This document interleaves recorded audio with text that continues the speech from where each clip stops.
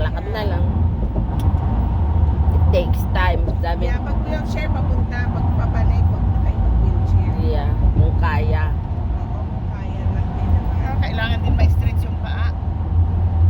Nakaupo daw time.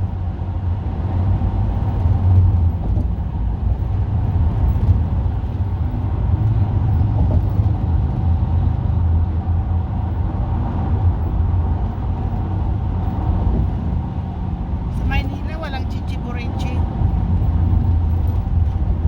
Sa Manila, marami nagtutulak ng wheelchair.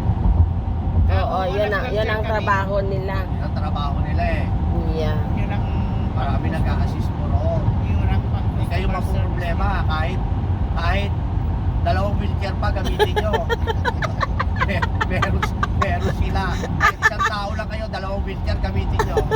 Meron. Unahan sila doon. Oo. Dito, Wala.